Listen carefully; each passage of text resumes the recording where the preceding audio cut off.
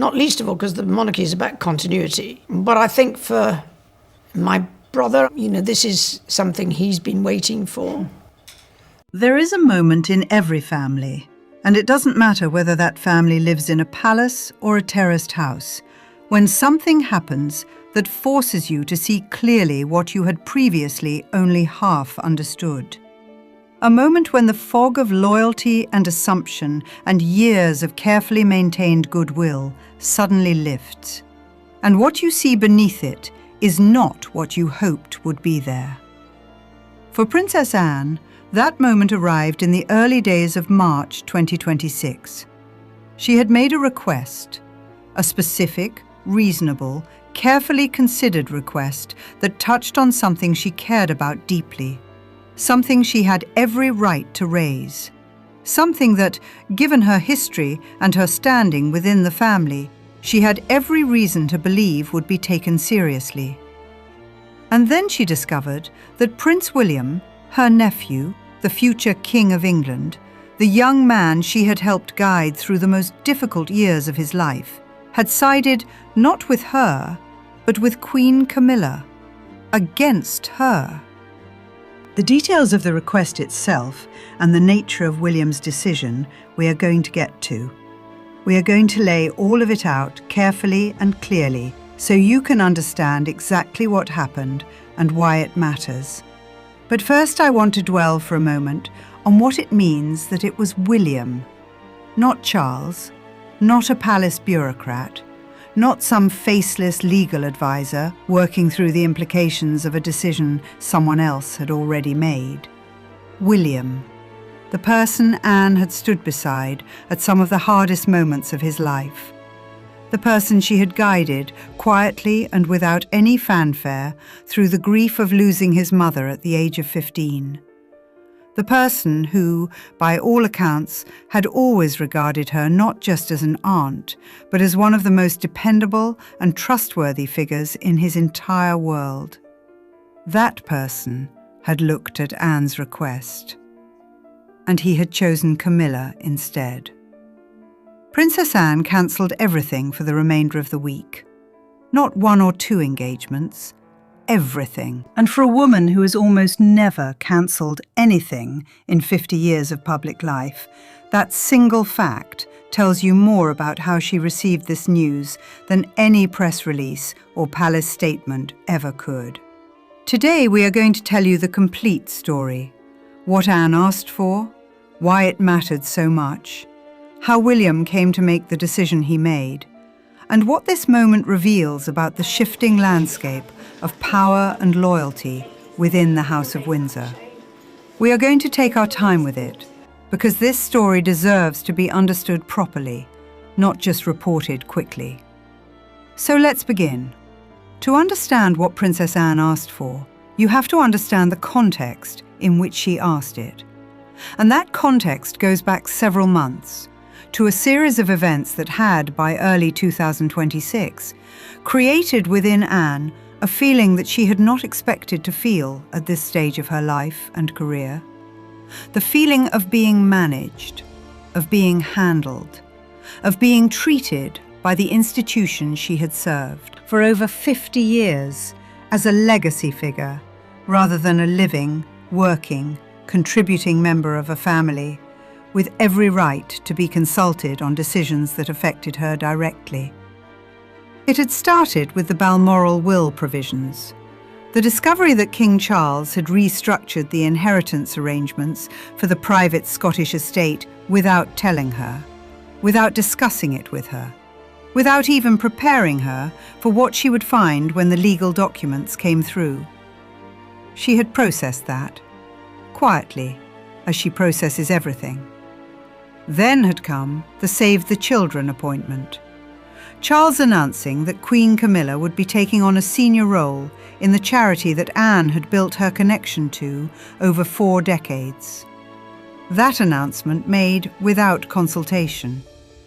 Made as a fact she was expected to receive and publicly support.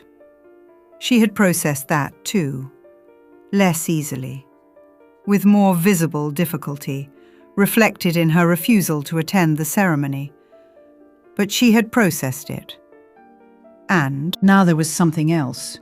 Something that had emerged from a different direction and that required, in Anne's view, a direct response. A formal request made through the proper channels. A request that she had thought about carefully and that she believed was entirely justified. The request concerned the future structure of the royal working family.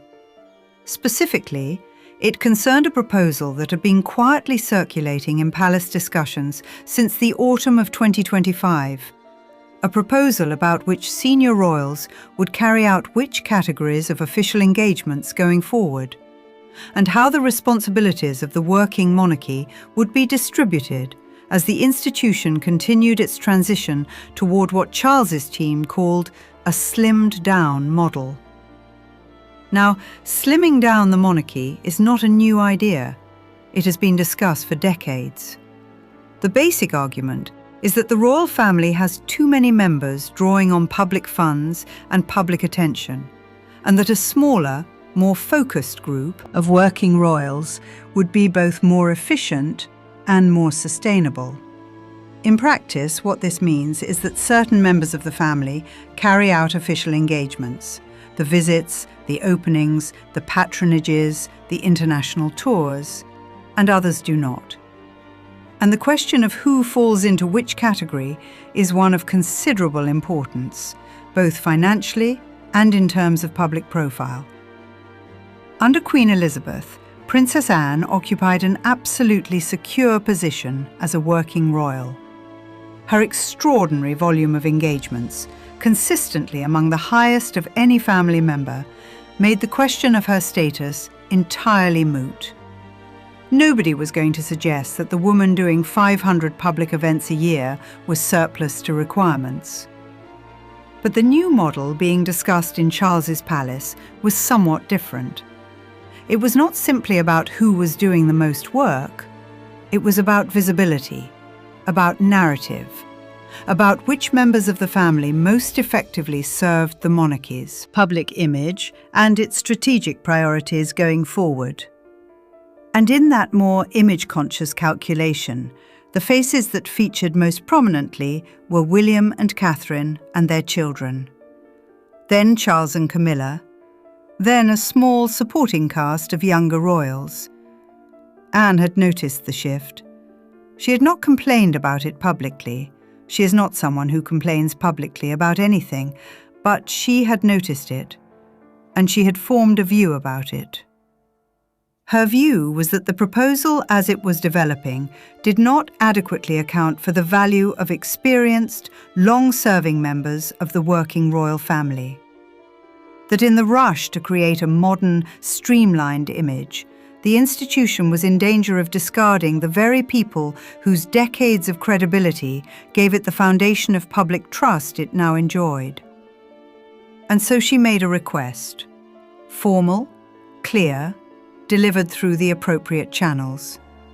She asked that the restructuring discussions include a formal review of the contribution of senior working royals with over 25 years of continuous service, and that their future roles be determined not on the basis of image metrics, but on the basis of their actual record of public engagement. It was, in every sense, a reasonable request. Not a demand, not an ultimatum, a request made by someone with every right to make it, asking for a proper process rather than a hasty one. She expected it to be taken seriously. What she did not expect was what happened next. The request went to William's office. This was not unusual. William, as Prince of Wales, has increasingly become the operational centre of planning discussions about the monarchy's future direction.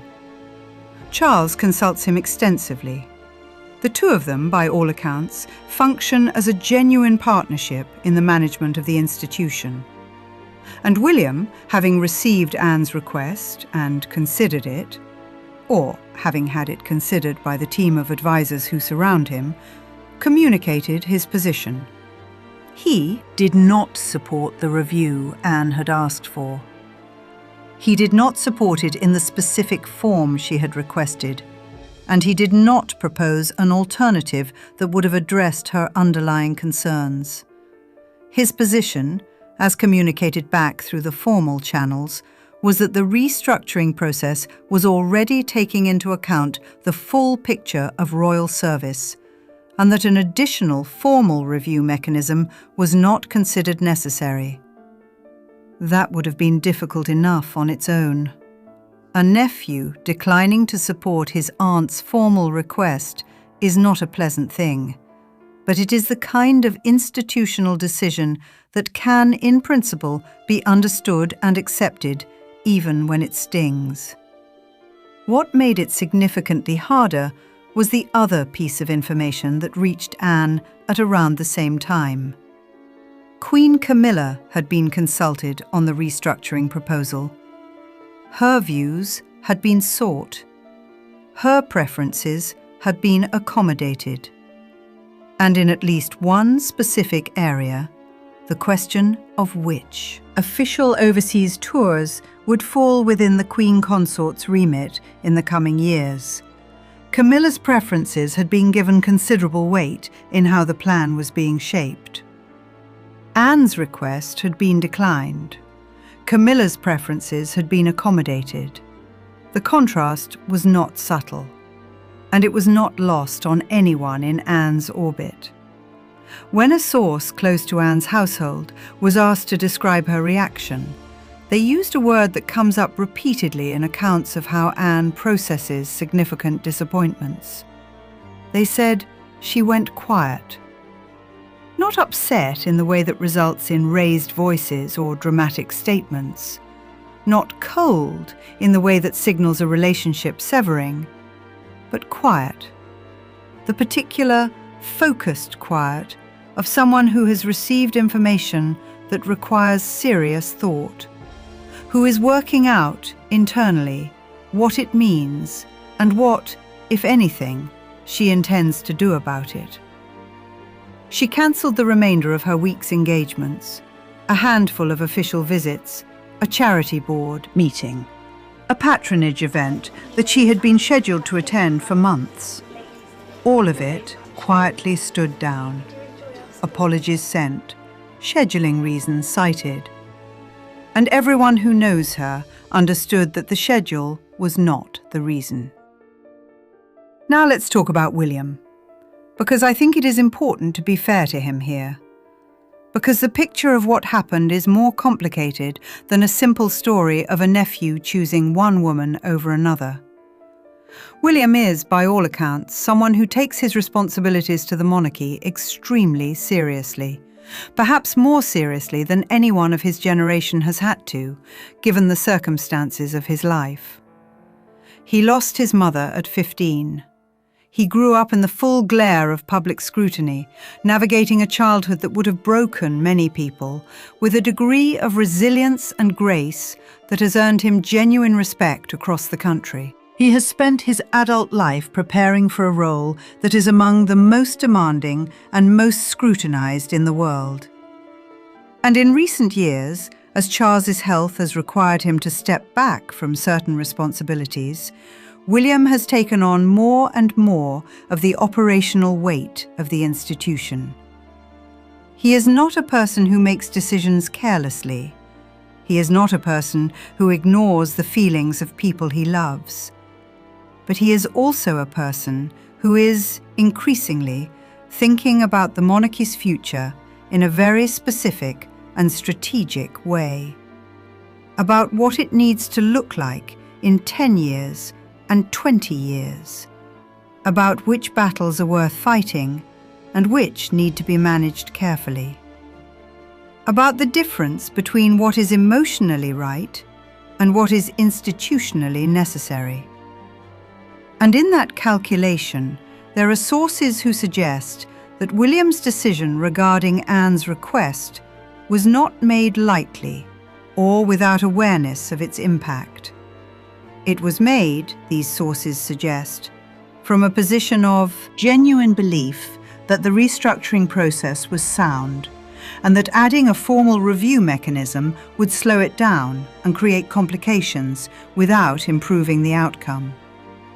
It was also made, sources acknowledge, in a context where Camilla's role in the institution is a settled matter for William, in a way that it is perhaps not fully settled for Anne.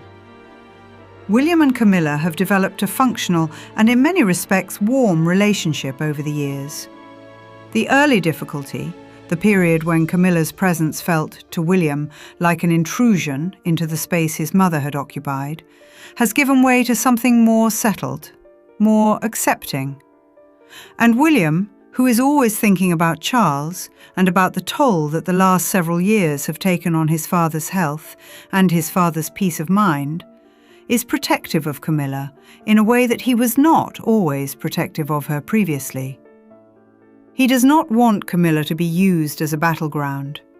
He does not want the accommodation of her preferences to become a source of ongoing institutional conflict.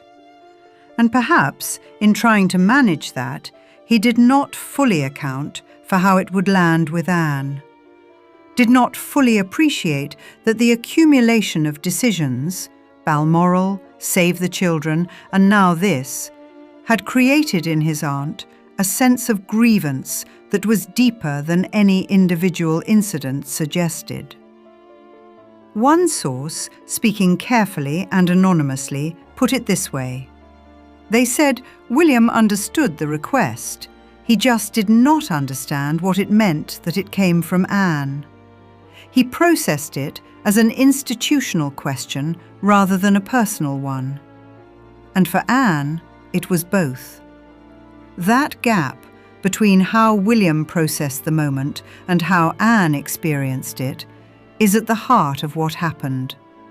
And it is a gap that will need to be bridged if the relationship between these two is to return to the warmth and mutual respect that has characterized it for most of their lives. Let's talk now about Camilla's position in all of this. Because she is the central figure in the contrast that hurt Anne most, and it is worth understanding how she arrived at the position she now occupies within the palace's decision-making conversations. Queen Camilla has, over the past decade, undergone one of the most significant image rehabilitations in modern royal history. The woman who was once seen, in certain quarters, as the person who had damaged a fairy tale marriage, has become, for many people, a figure of genuine warmth and unexpected popularity. She has done that through work, through showing up consistently and doing the job with good humour and genuine engagement, through picking causes that she clearly cares about and pursuing them with real commitment rather than merely lending her name. And she has done it through the simple, underrated act of not seeking drama, of managing a position of extraordinary sensitivity with a degree of grace that many people did not expect of her. None of that is nothing. All of it deserves credit. But the rehabilitation of Camilla's image and the expansion of her role have happened in a context that has, inevitably, created frictions with others. When you expand someone's influence and profile, you do so in a landscape where other people have established positions, established territories, established relationships with institutions that they have cultivated over decades. And the question of how you expand Camilla's involvement in palace decision-making without inadvertently diminishing Anne, the woman whose position in the institution is rooted not in marriage, but in a lifetime of independently earned credibility, is one that the palace has not, in the view of many observers, managed as carefully as it needed to. When Camilla's preferences are accommodated in the restructuring discussions at the same moment that Anne's formally submitted request has been declined, the message that is sent, intended or not, is one of hierarchy that does not sit comfortably with Anne's 50-year record. That is the message Anne received. And it settled on top of everything that had come before it. Now there is a human dimension to this story that I want to spend a little time on, because I think it is the part that resonates most deeply with people who are watching this and who, in their own lives, in their own families and workplaces and communities, have experienced something that feels recognizably similar. There is a particular kind of hurt that comes not from malice, but from being overlooked, from being the person who has always been reliable, always been present, always done what was needed, and finding that in the moments when decisions are made that affect you directly, you are somehow not quite in the room. Not excluded dramatically, not dismissed or condemned, just not quite in the room in the way that others are. Princess Anne has spent her entire adult life being completely and utterly in the room. She has never missed an engagement through laziness or inconvenience. She has never avoided a difficult situation. She has never, in 50 years of public life, given anyone a reason to question her commitment or her willingness to do whatever the institution required of her. And yet here she is, finding out about decisions that affect her through formal communications rather than family conversations, making requests that are declined at the same time that others' preferences are accommodated, feeling, for the first time in a career defined by absolute reliability, that the institution she has served does not fully see her. That is a painful thing, at any age, in any family. And it is particularly painful when the person whose position is being elevated above yours is someone with whom your history is complicated. Someone whose road to where she now stands has not been straightforward or uncomplicated or without cost to people you love. Anne is not a person who carries grudges. She is too disciplined for that, and too honest about the complexity of human situations to reduce them to simple narratives of right and wrong. She has accepted Camilla. She has worked alongside her. She has maintained the professional cordiality that the institution requires and that her own character demands. But acceptance is not the same as indifference, and the repeated experience of finding Camilla's needs prioritized over her own, in the charity appointment, in the restructuring discussions, in the accumulated pattern of decisions that have characterized the past several months, has worn on Anne in ways that even she, with all her formidable self-discipline, has not been entirely able to conceal. The cancelled engagements are the evidence of that, and they are evidence that people around her are taking seriously. Let's talk about what happens next, because there are several possible paths forward, and they lead to quite different places. The most hopeful path is the one that begins with a private conversation. William going to Anne, not sending a message through formal channels, not communicating through advisors, but actually sitting down with his aunt and having the kind of direct, honest family conversation that neither of them is naturally inclined toward, but that both of them are capable of when the situation demands it. In that conversation, if it happens, William would need to do more than explain his decision. He would need to acknowledge that the way the situation unfolded, the way Anne's request was processed alongside the accommodation of Camilla's preferences, sent a message that he did not intend to send and that was not fair to her. And Anne, if the conversation reaches her in the right way, would need to receive that acknowledgement with the generosity that is also, at her best, part of her character. Neither of those things is guaranteed, but both of them are possible. And the people around both William and Anne are hoping, quietly and with genuine feeling, that this is the path they choose. The second possible path is more difficult. It is the path where the conversation happens but does not fully land, where the institutional explanation is offered and heard, but does not address the underlying hurt. Where things return to a surface normality without the deeper wound being genuinely healed. This path is more likely to produce long-term strain. Not dramatic rupture. Neither William nor Anne is a person given to dramatic ruptures, but a gradual cooling. A relationship that functions properly, but warmly less freely. A loss of something that has been, for both of them, a genuine source of strength.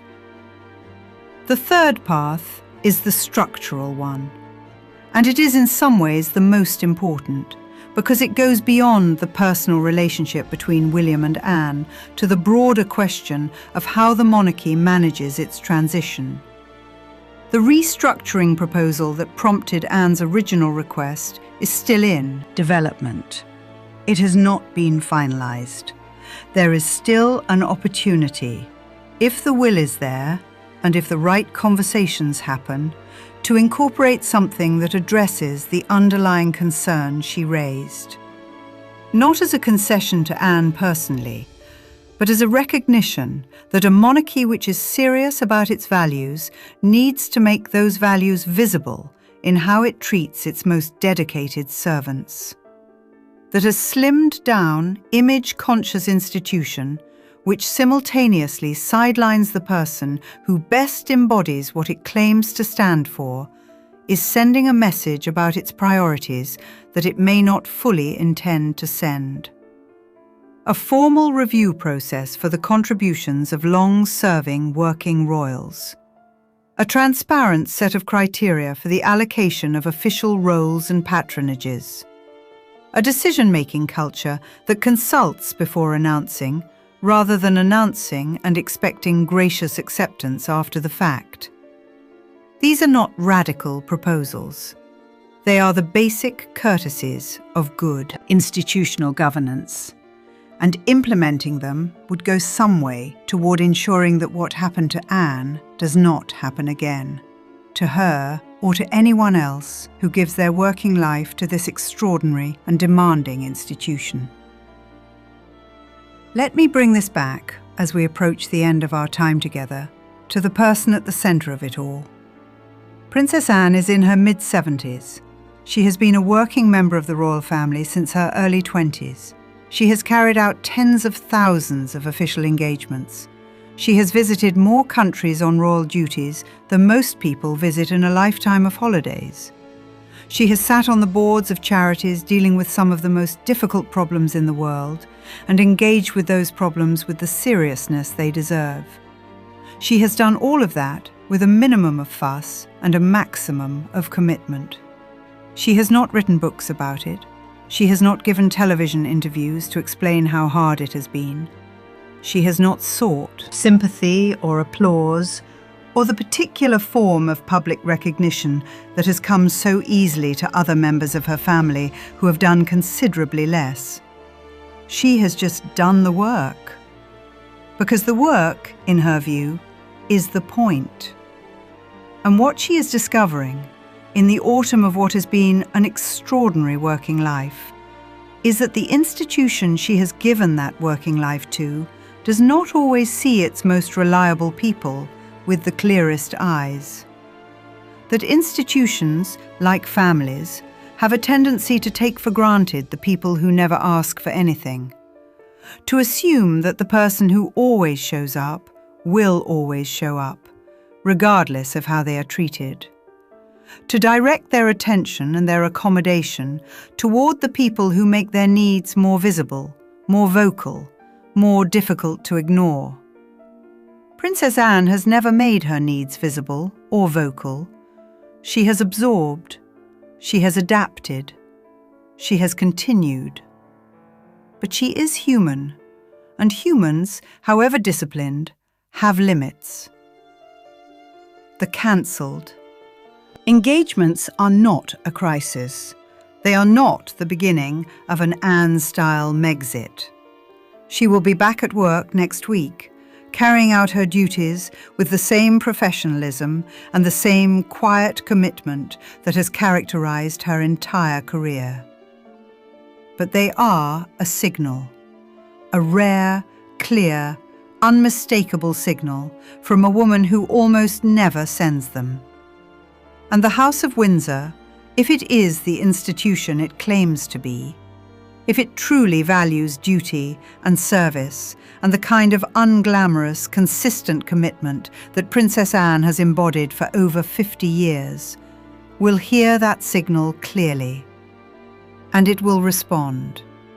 Not with a press release, not with a ceremonial acknowledgement at some future gala, with a conversation, with honesty, with the basic human recognition that the woman who has never said no has said it, and that deserves an answer. Thank you for spending this time with us today. It means a great deal. If this story touched something in you, and I suspect for many of you it did, because the feelings it describes are ones that most of us recognize in some form, please do leave us a comment below. And if you would like to follow this story as it continues, please subscribe, and we will make sure you do not miss a single development. We will see you in the next one.